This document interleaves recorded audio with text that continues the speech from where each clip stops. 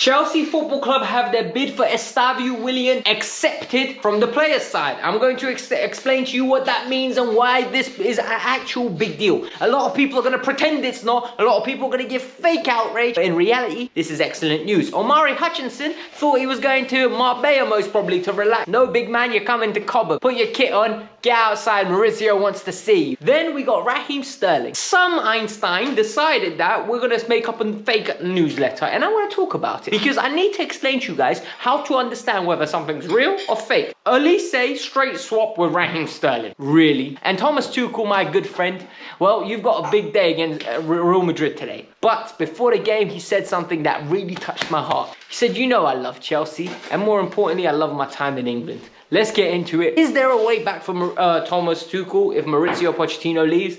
I will break it down for you guys. But before we get started, this Estevao Willian news is big. So hit that like button because the best way to share your support for the channel. Secondly, subscribe if you're new and let's get started. So Chelsea have got an agreed deal with who? Estevao Willian. A lot of you don't know who he is. He's a 17-year-old wonder kid that is coming out of Brazil and he's absolutely taken the league by storm. One way to put it nicely is after Endrick, this kid has got the biggest hype coming out of Brazil since Neymar. A lot of people are going to start comparing him to Neymar. I've told you yesterday and I'm going to repeat it again. This kid reminds me more of Douglas Costa, the way he plays rather than Neymar. But it's going to be very exciting to see how he develops even further. The closest thing to Neymar I've seen is Lamine Yamal. I'm not going to lie to you. But this player now, how much is he going to cost and what has happened today? Fabrizio Romano has come out and said Chelsea have agreed personal terms with this kid's camp. The kid has accepted the deal and wants to join Chelsea Football Club. Now it's a matter of Palmeiras and Chelsea sitting down and agreeing the deal. What have Chelsea done that is very intelligent? Chelsea know that this player has a certain release clause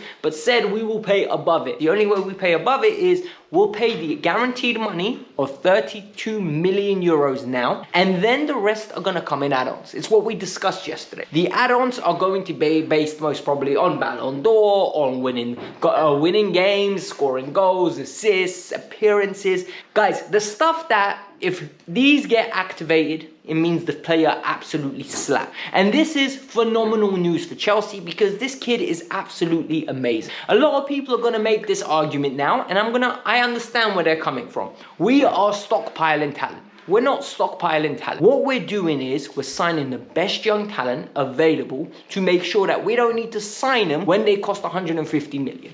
What we're doing right now is Pais and Estevao, both of them, are going to come at the end of it next. So 2025-26 is when they're going to be Chelsea players.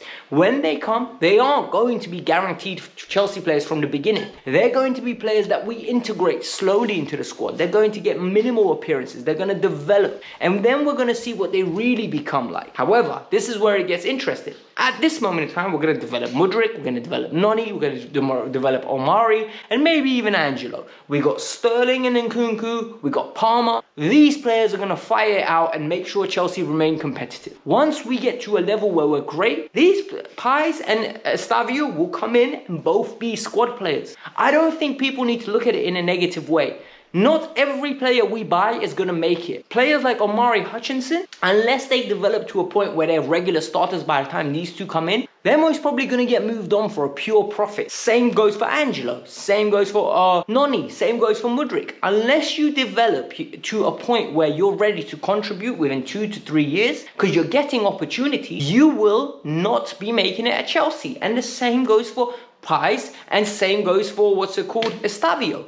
They're young talents that Chelsea are acquiring. They're going to give them opportunity and hopefully they develop and reward Chelsea with wins. The Athletic has come out that Omari Hutchinson is getting treated like an outstanding potential player.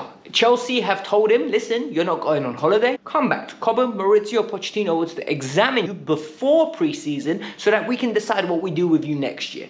Omari Hutchinson's got 12 months left on his team. What I think is going to happen is this kid is going to develop and he's going to sign a new contract and go on loan next year. But it's so nice that Chelsea have integrated him into the team right now. They're making him feel special. And you know what? We don't know how good this is, right? Because what we've seen from him is 12 months at championship levels. He's got 11 goals and 5 assists. I hate the assist stat, so I don't even know why I mentioned it. But he's got 11 goals in 40 games. He's been coming on off the bench, and then at the end of the season, at crunch time, he became pivotal to the point where they've moved him from the right to the number 10, and he's even played on the left-hand side. This guy is exemplifying that he can play all three roles in behind the striker. This is a very good attribute to have, purely based on the fact that your versatility is an asset, especially the fact that he can strike a ball cleanly with both feet. What I want to see now is Mauricio Pochettino to see the level that this kid is at, and then for Chelsea to come up with a pathway. There are rumours that he could potentially go to the Eredivisie or the Bundesliga on loan. There are teams from France that are looking at him. Premier League Ipswich are looking for him. So the demand for this kid is massive.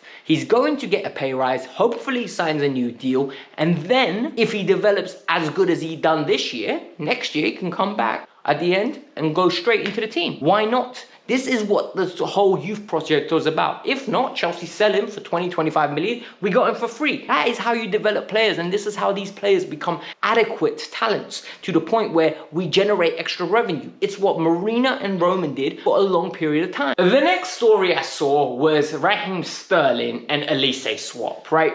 I am not going to waste your time, and I'm going to tell you now, sources like this, don't listen to. A lot of people get angry, right, and go, oh, but there's a source that said, if the source is not reputable, I won't mention it. And the reason I'm doing it now is because I'm flagging to you what a stupid story looks like. Raheem Sterling will not be going to Crystal Palace. Elise will not be coming to Chelsea if it means that Chelsea are offering a swap with Raheem Sterling. Sterling makes 300k a week. On what planet are Crystal Palace going to pay the money to Raheem Sterling of 300k a week? Raheem Sterling still has a role to play at Chelsea. People are going to jump on me for this, but I think there's still a player in there that could actually offer something. Next year, when Chelsea are winning a bit more, when Chelsea have got more confidence, right? And when Chelsea are a team that's on the front and up, Raheem Sterling will have a role to play. And Raheem Sterling will be a player that gets you 12 to 13 league goals in a team that is high flying. I've always said this. He can't be one of your best 5 players. Raheem Sterling is the 6th, 7th, 8th best player on your team, and you have a great player. At this moment in time, he is not motivated. You can really tell. This isn't a player that is being used to competing for league titles. Do you really think a mid-table battle will excite him? I don't think so. That's just my personal opinion.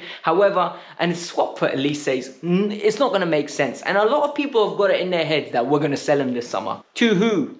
Like, let me know, to who? He doesn't want to go to Saudi. He came to Chelsea because he wants to be in London and he wants to be in and around his family and friends. He just bought a house in Surrey. Houses in Surrey aren't cheap. Like, do you know what I mean? Yes, it's a great asset to have, but he wants to live and be with his family and be in a stable place. I don't think this guy wants to leave, nor should he have to leave. You gave him the contract. He deserves his money. Like, don't give players contracts of that magnitude. And this is exactly why I don't want Jack Grealish. I believe once a player is used to achieving a certain level of competitiveness, it is very difficult to take him out of that environment, put him in a less functioning environment and expect the same level of performances when the person is not intrinsically motivated to a point to achieve. I think Sterling's got so accustomed to being in and around Pep and just having someone push him all the time that in an environment like Chelsea under Potter and Lampard, and more importantly Mauricio Pochettino this year, he just caved. Like, it just broke down, and he's only human. It's normal. You guys know my stance on Mauricio Pochettino and the fact that at this moment in time, unless we're getting Ruben Amorim, and if we can try to get Thomas Tuchel, I'm keeping Mauricio Pochettino. However, this is the big thing. Thomas Tuchel, before the game against Real Madrid, spoke out and said, look, he was asked, do you want to return to the EPL? He said, look, I'd prefer not to speak at this moment in time, but you know my love for Chelsea and you know my love for the EPL. Like, I really enjoyed my time in England. And for me, this is basically a come get me plea.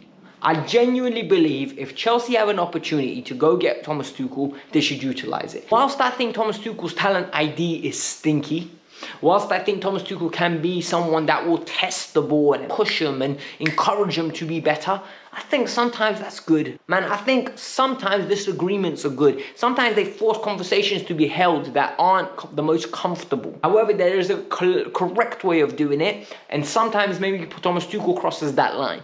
The fact that Thomas Tuchel is a winner can't be disputed. The fact that Thomas Tuchel is a legend of Chelsea can't be disputed. The fact that Thomas Tuchel would be an upgrade on Maurizio Pochettino cannot be disputed.